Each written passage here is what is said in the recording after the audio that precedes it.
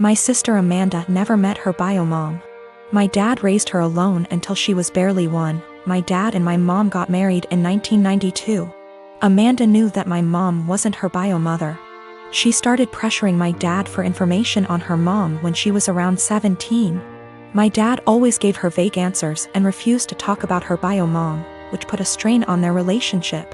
Enters our uncle and revealed the family secret. Apparently, Amy's mom wanted an abortion. She was 19. But my dad and his parents were able to bribe her. They offered her money if she followed up with the pregnancy. And she accepted. My grandparents sold one of their houses and gave her half of that money to Amy's mom when the pregnancy was viable. And the other half she received when she waived her parental rights over Amy to let my mom adopt her when she was 4. My uncle wasn't supposed to tell her that. My grandparents were furious. Amy stopped her crusade to meet her bio mom, and her relationship with my dad went back to normal. Amy never mentioned her bio mom again. Dad got her into therapy after that. A month ago, Amy found out that she was pregnant. The pregnancy was an accident. She switched birth controls. The problem being, Amy is about to start her surgical residency and her hours are insane. It is basically impossible to raise a baby while working in that rhythm, so she wanted an abortion. The problem is that Mark, her fiancé, 6 years together, wanted her to keep the baby. It caused a big fight. In a move to convince Amy to keep the baby, Mark told Dad about this. Until that point, no one in our family knew about this. Dad talked with her, and they got into an enormous fight. Amy got the abortion 10 days ago. Mark ended up breaking up with her. She is obviously really sad. My dad was acting like a jerk. He was pretending that Amy didn't exist. He didn't want to talk or see her. So on Christmas Day, we were exchanging gifts. When everyone had already finished giving each other gifts, Dad got up and gave Amy her present. He gave her an envelope in front of everyone and told her to open it. It was 3 pictures with something written on the back, a name, an address, and a phone number. Dad told her that he was tired of babying her, that this is a photo of her bio mom and her 2 sons. That was her bio mom address, and that he contacted her bio mom and she is willing to speak with Amy. He gave her Amy's number. Dad thinks that they will have a great relationship since they are so similar. Amy broke down crying. I ended up in a fight with Dad, called him a monster for doing that to her. He just said he was just tired and left. We ended up leaving and she spent the rest of Christmas crying on my shoulder. She is a mess since that. My younger brothers called me a Grinch for making a scene and ruining Christmas. My mom was silent during the whole thing. My parents have been giving me the cold shoulder since Christmas. My cousin Amy has twins and has a nasty habit of dumping them onto relatives to babysit for the entire day without any warning or regard for their time.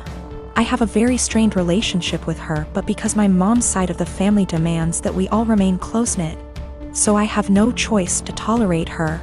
When she initially gave birth to them, she teased me that I'll have to take on babysitting duty from now on. I'm no good with kids, so I remarked to her that if I ever have them, I'll train them, not babysit. She brushed me off. The kids now are hella destructive and loud. Pulling out stuffing inside furniture, holes inside walls, smashing anything glass and porcelain, screaming louder than a fire alarm. You name it. When it was my first turn to deal with them, I immediately walked with them to the store and grabbed the biggest bag of M&Ms I could find and trained them so that every time they follow my orders and behave, they get one. If they misbehave, I get one. Soon enough, every time the kids were dumped on me, they went with my guidelines and behaved. Whenever I say sit, they sit at the table. When I say stay, they don't leave that spot, etc. 2 days ago there was a party planned with the whole extended family. I know, pandemic. Didn't want to, but Mom insisted, and I grabbed the M&Ms since the twins were there. Arrived, twins were being so destructive, an entire tray of food was spilled. That all the adults had enough and yelled at Amy to control them. She vomited the same excuse of them just being kids and they'll grow out of it eventually. I shouted the twins' names and shook my M&Ms bag. They came running over to me and I popped 6 pieces into my mouth for their misbehavior. I told them to go clean up the mess or no candy all night. They do so. Halfway through the party, every time something similar came up or they just weren't behaving, I was the one able to calm them down. When Amy saw what I was doing, she got angry and started yelling at me about how her children aren't animals and that I shouldn't be giving them so much candy anyway. I told her that I'm their aunt, not their parent. Why am I the one disciplining them? Isn't that her job? She screamed the same argument at me, and since she's their mother, to stop giving them candy. One of the twins overheard and went apeshit. Dashed straight into the kitchen and started shattering anything they can get his hands on, shouting over and over that he wants candy. His twin joined him soon after. I repeated that she's their mother, and just sat in the living room watching it all unfold. At the end, Amy blamed me for them turning out this way. The other relatives she dumped them on, a majority, disagreed, but when I told a friend about the situation, he told me that the training I did can really up the kids mentally later in life. My husband Derek and I have been married for 3 years, together for 7 total. Several years ago, about 6 now, I guess, I worked closely with a male coworker, Paul, that Derek was never fond of. Paul and I never had an inappropriate relationship. Derek's jealousy wasn't completely out of nowhere. I get why he felt that way. Those couple years were a perfect storm of relationship stress. I was working long hours. We were living apart after trying and failing to move in together. Our relationship was still fairly new. And then you add in a handsome coworker I had to spend long hours with and saw more than my boyfriend at the time. Paul was the source of several fights. Again, we never did anything that wasn't completely kosher. Eventually I told Derek he needed to trust me and get over it, or we were going to have to break up. He said he would stop worrying, and for the most part things were good. When Paul transferred out of state a few months later, things were really good. There were no worries at all, and our relationship has been amazingly strong ever since. This last weekend, my husband went out with a couple friends to some bars and a football game. When he came home, he was pretty wasted. We talked for a bit, and he mentioned how a friend of his had told him that he broke up with his girlfriend because she cheated on him. I commented on how that was a bummer and good for him for finding out before they got too serious. Derek, however, had a different take on it. He said it was a shame because they had seemed like a good couple, and if they really loved each other his friend could move past the cheating. Just like he had with me. At first I thought my husband was admitting to cheating on me, and asked him what he meant. He told me he always knew that Paul and I had slept together at least once all those years ago. But he knew I was the one for him and forgave me.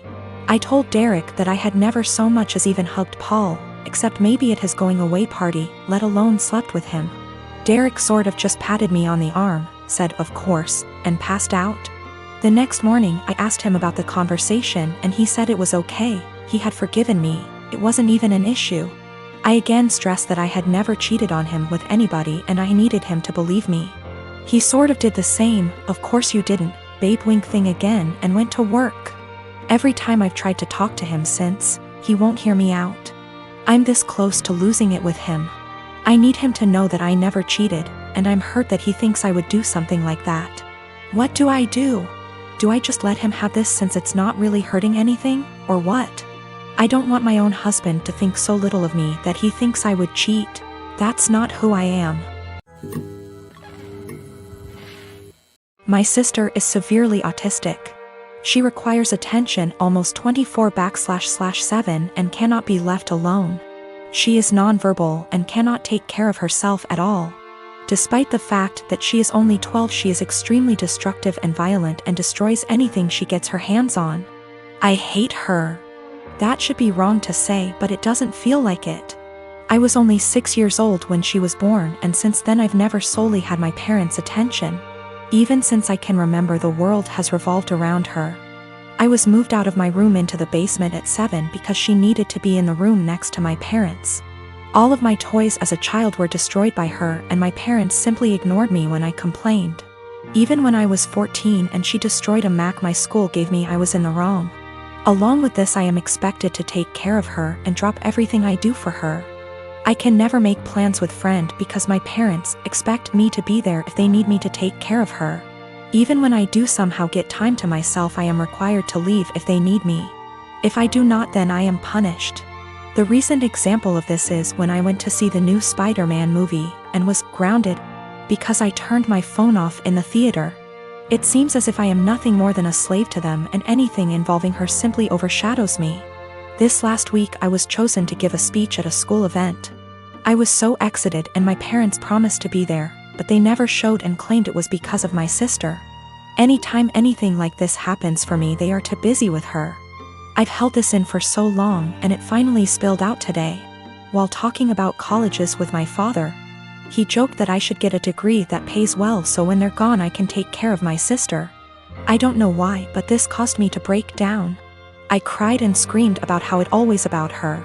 I'm nothing more than a caretaker to them, that they always make it about her, and that I'm expected to be her slave for the rest of my life. I've locked myself in my room since then, and my parents have not come to check on me.